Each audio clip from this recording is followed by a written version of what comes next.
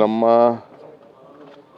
ತ್ರಿವೇಣಿ ಸಂಗಮ ನಮ್ಮ ಕರ್ನಾಟಕದಲ್ಲಿ ಕಾವೇರಿ, ಕಪಿಲಾ, ಸ್ಫಟಿಕ ಈ ಮೂರು ಕೂಡ ಬಹಳ ಪವಿತ್ರವಾದಂಥ ಜಾಗ. ನನಗೆ ನಮ್ಮ ಪೂರ್ವಜರು ಈ ಜಾಗದಲ್ಲಿ ಮತ್ತು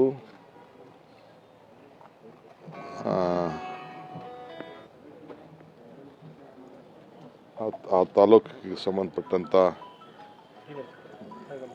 ಟಿ ನರಸೀಪುರದ ಇದೆಯಲ್ಲ ಮರಳದು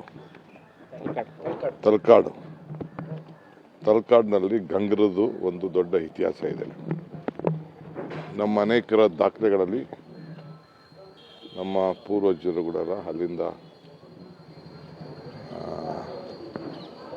ನಾಯಕತ್ವ ವಹಿಸಿದಂಥ ದಾಖಲೆಗಳು ಕೂಡ ನಮ್ಮಲ್ಲಿದೆ.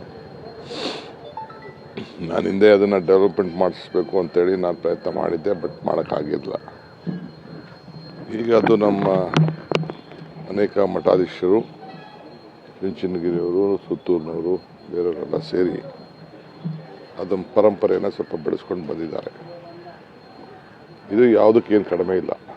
ನಾನು ನಿನ್ನೆ ರಾತ್ರಿ 10:30-11 ಗಂಟೆಗೆ ನಾನು ಕೂಡ ಆ ಕುಂಭಮೇಳದಲ್ಲಿ ಸ್ನಾನ ಮಾಡಿದೆ.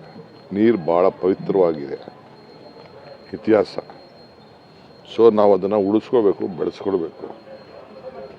ಸೊ ಇದು ನಮ್ಮ ನಾಡಿನಲ್ಲೂ ಕೂಡ, ನಮ್ಮ ಭೂಮಿಯಲ್ಲೂ ಕೂಡ ಇಂಥ ಒಂದು ಪವಿತ್ರವಾದಂಥ ಜಾಗ ಇರೋದು ನಮ್ಮೆಲ್ಲರ ಭಾಗ್ಯ. ನಮ್ಮ ಜಿಲ್ಲಾಧಿಕಾರಿಗಳು ಮತ್ತು ನಮ್ಮ ಕನ್ನಡ ಕಲ್ಚರ್ ಅವರು, ಧಾರ್ಮಿಕ ದತ್ತಿಯವರು ಗಂಗಾ ಪೂಜೆಯನ್ನು ಪ್ರಾರಂಭ ಮಾಡಿದ್ದಾರೆ. ಭಾಳ ಚೆನ್ನಾಗಿ ಅಧಿಕಾರಿಗಳೆಲ್ಲ ಕೆಲಸ ಮಾಡಿದ್ದಾರೆ. ರಾತ್ರಿ 11 ಗಂಟೆಗೂ ಕೂಡ ಸುಮಾರು ಜನ ಎಲ್ಲ ಇದ್ದರು. ಸೊ ಅದಕ್ಕೆ ಇದು ಬಿಗಿನಿಂಗು. ಮಧ್ಯ ಕೋವಿಡ್ ಇರೋ ದೃಷ್ಟಿಯಿಂದ ಒಂದು 5-6 ವರ್ಷ ಅವರು ನಡೆಸಿರಲಿಲ್ಲ. ಈಗ ಮತ್ತೆ ಪ್ರಾರಂಭ ಮಾಡ್ತಾ ಇದ್ದಾರೆ, 3 ವರ್ಷಕ್ಕೆ ಒಂದ್ಸತಿಗಿಂತ. ಮುಂದಿನ ದಿನದಲ್ಲಿ ಸರ್ಕಾರ ಅದಕ್ಕೊಂದು ದೊಡ್ಡ ಮಾಸ್ಟರ್ ಪ್ಲಾನ್ ಮಾಡ್ತದೆ.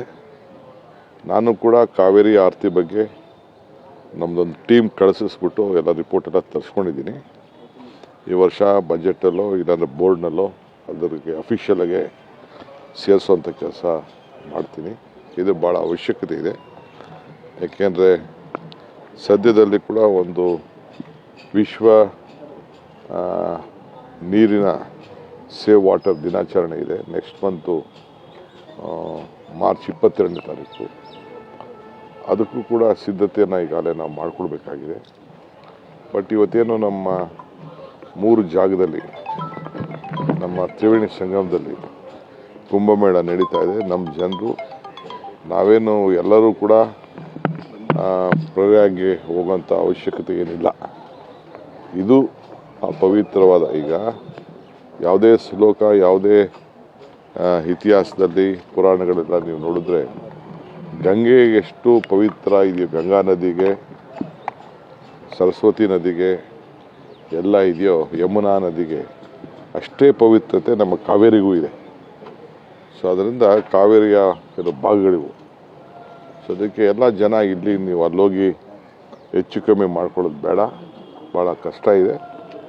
ಎಲ್ಲ ಇಲ್ಲೇ ಬಂದು ತಮ್ಮ ಏನು ಬದುಕಿನಲ್ಲಿ ಏನೇನು ಪ್ರಾರ್ಥನೆ ಮಾಡ್ಕೊಳ್ಬೇಕೋ, ಪ್ರಯತ್ನಕ್ಕಿಂತ ಪ್ರಾರ್ಥನೆ ಫಲ ಸಿಗ್ತದೆ ಅನ್ನೋದ್ರಲ್ಲಿ ನನಗೂ ಕೂಡ ನಂಬಿಕೆ ಇದೆ. ಸೊ ಬಂದು ಎಲ್ಲ ವ್ಯವಸ್ಥೆನ ಈಗ ಪ್ರಾರಂಭ ಮಾಡಿದ್ದಾರೆ, ತಾವೆಲ್ಲ ಉಪಯೋಗಿಸ್ಕೊಳ್ಬೇಕು ಅಂತೇಳಿ ನಾನು ನಮ್ಮ ರಾಜ್ಯದ ಕುಂಭಮೇಳಕ್ಕೆ ನನ್ನಿಂದ ಒಂದು ಶಕ್ತಿ ಬರಬೇಕು ಅನ್ನೋ ದೃಷ್ಟಿಯಿಂದ ಪ್ರೋತ್ಸಾಹವನ್ನು ಕೊಡಬೇಕಾದ್ದು ನಮ್ಮ ಸರ್ಕಾರದ ಧರ್ಮ. ಸೊ ಮುಖ್ಯಮಂತ್ರಿಗಳು ಕೂಡ ನಾನೇ ಹೋಗಬೇಕು ಅಂತಿದ್ದೆ, ನನ್ನ ಖಾಲಿ ರೀತಿ ಆಗಿದೆ. ಸೊ DK ಹೋಗ್ಬಿಟ್ಟು ಬಾ, ನೀನು ಮಿಸ್ ಮಾಡಬೇಡ ಅಂತೇಳಿ ನೆನೆ ಗ್ಲೋಬಲ್ ಇನ್ವೆಸ್ಟರ್ಸ್ ಮೀಟ್ ಮುಗಿಸ್ಕೊಂಡು ನಾನು ಇಲ್ಲಿಗೆ ಬಂದಿದ್ದೇನೆ. ನನಗೆ ಅಲ್ಲೇನು ಮುಳುಗಿದ ಅನುಭವ ಐತಲ್ಲ, ಇಲ್ಲಿ ಪ್ರಯಾಗರಾಜಲ್ಲಿ ಅಲ್ಲೇ ನಾನು ಮುಳುಗ ಅನುಭವ ಇತ್ತು, ಅದೇ ರೀತಿ ಅನುಭವ ಆಯಿತು. ನೀರು ಮಾತ್ರ ಭಾಳ ಪರಿಶುದ್ಧವಾಗಿದೆ ಇಲ್ಲಿ. ಸರ್, ಈಗ ಮೆಟ್ರೋದ ದರ